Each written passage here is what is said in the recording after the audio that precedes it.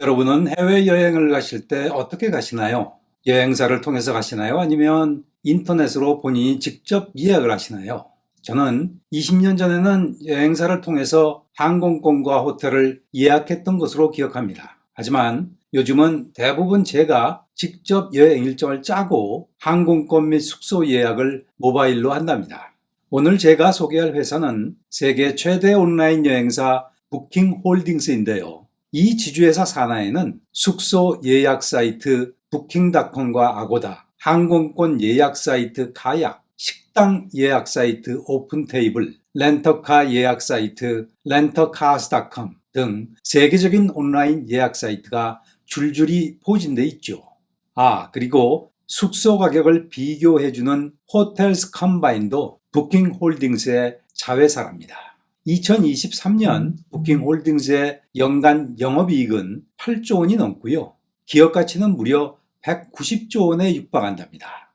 우리나라 기업 중에 기업 가치로 부킹홀딩스보다 더 큰 기업은 삼성전자밖에 없지요. 온라인 예약만으로 이렇게 큰 기업을 만들 수 있다는 것이 참 놀라운 것 같습니다. 자, 그럼 세계 최대 온라인 여행사 부킹홀딩스의 비하인드 머니 시작하겠습니다.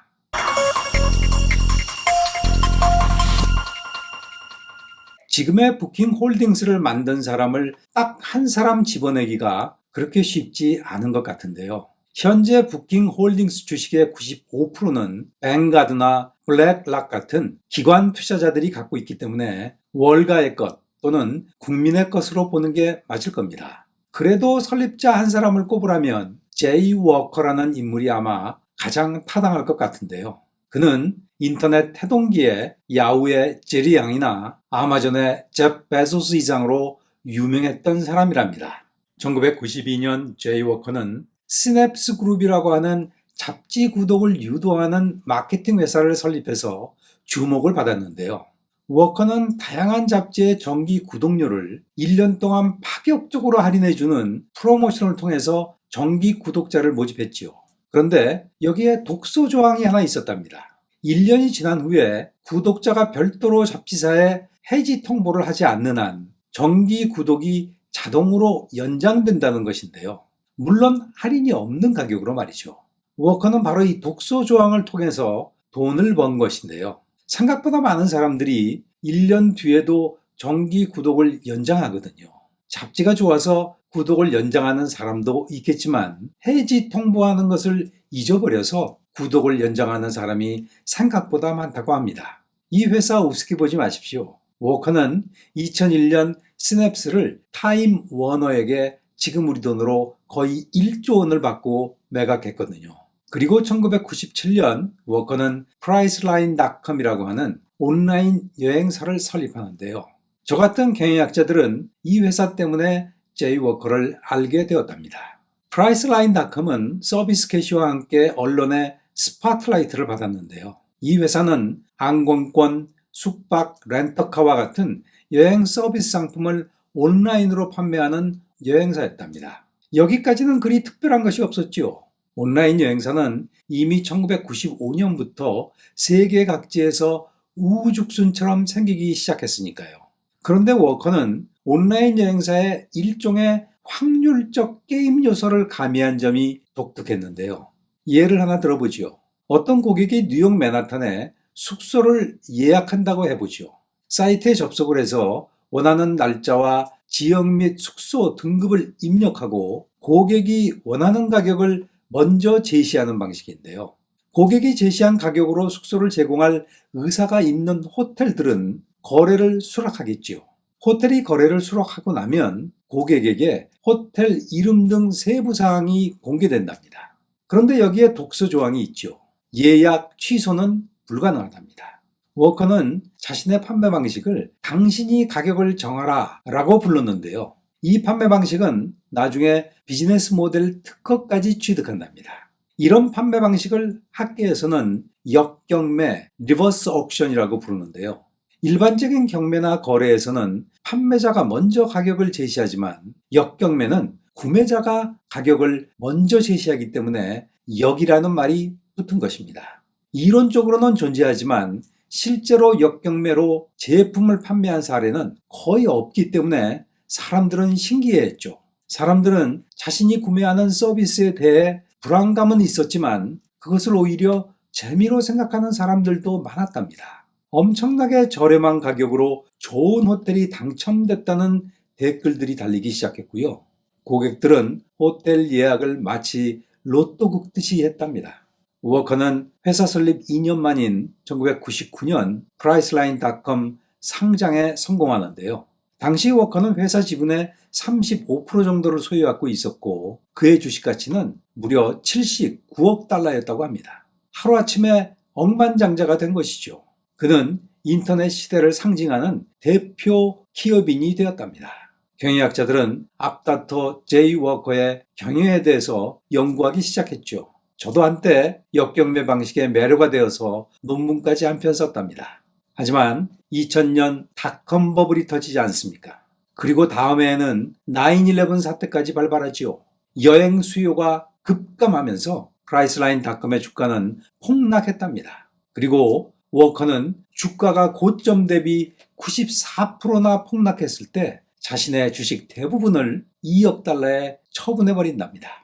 워커의 이전 경력을 보면 그의 주식 매각은 참 이해하기 어려운 것 같은데요. 워커가 주식을 이때 팔지 않았다면 현재 30조 원 이상의 부자가 됐을 겁니다. 더 중요한 사실이 하나 있는데요. 주식 매각 후에 월가나 대부분의 경영학자들은 워커를 외면하게 된 것인데요.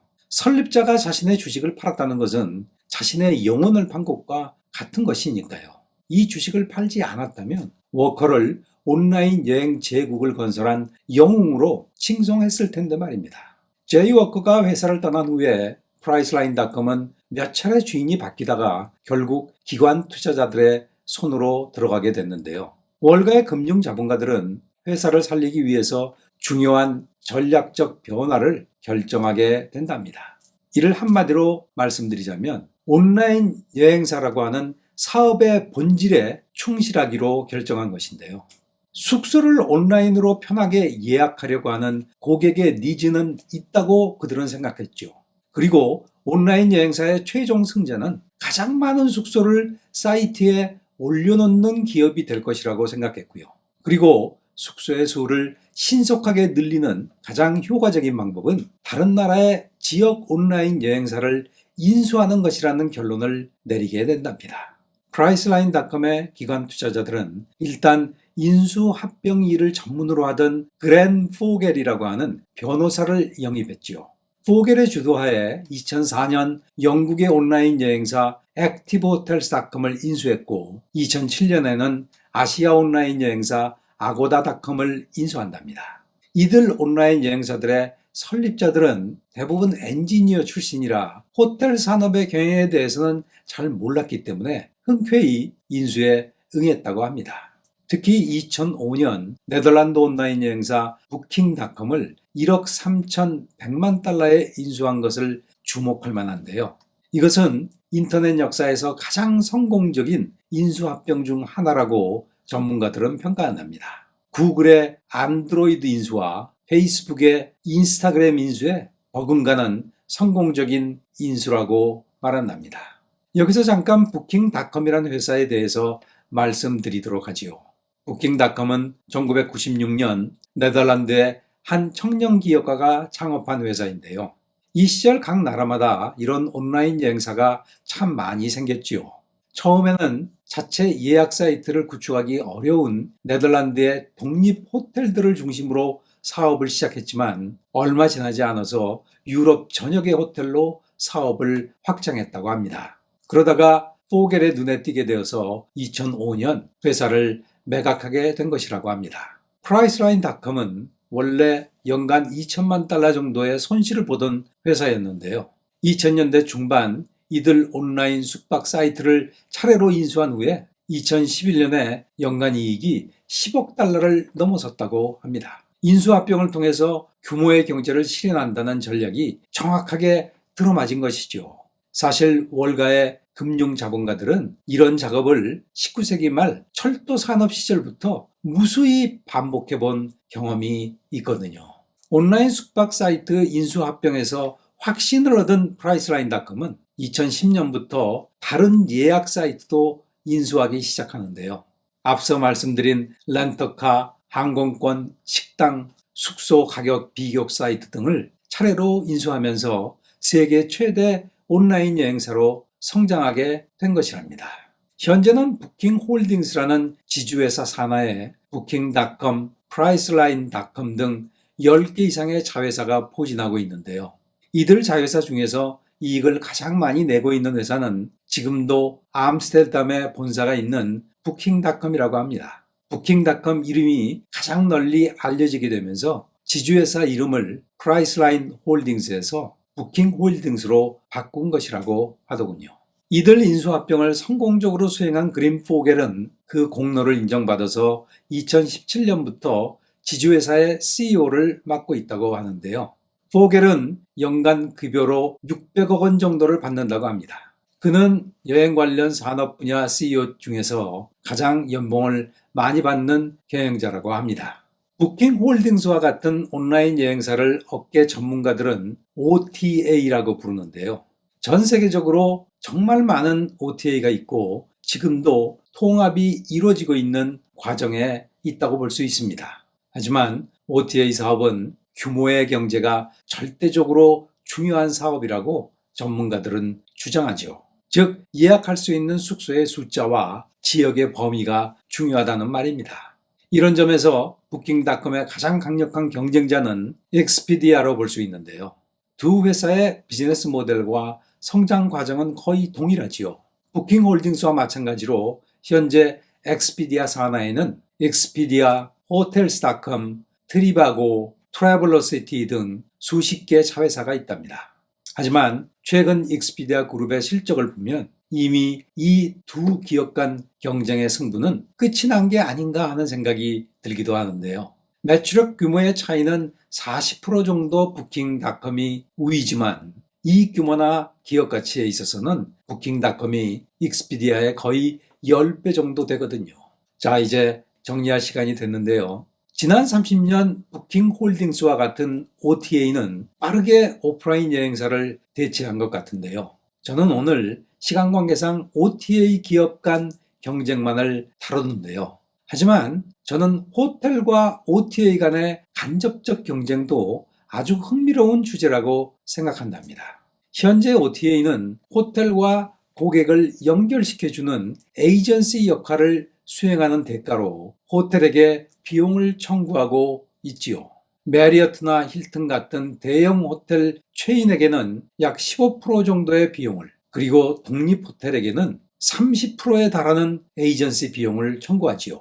호텔은 당연히 이 점에 대해서 불만이 많기 때문에 고객들이 OTA를 거치지 않고 자신의 호텔 사이트를 통해서 직접 예약을 하도록 노력한답니다. 또 하나, OTA와 에어비앤비 간의 경쟁도 앞으로 주목해서 볼 만한 구경거리인 것 같습니다. 이런 문제들에 대해선 다른 영상에서 따로 한번 다루도록 하겠습니다. 오늘 영상은 이만 마치겠습니다.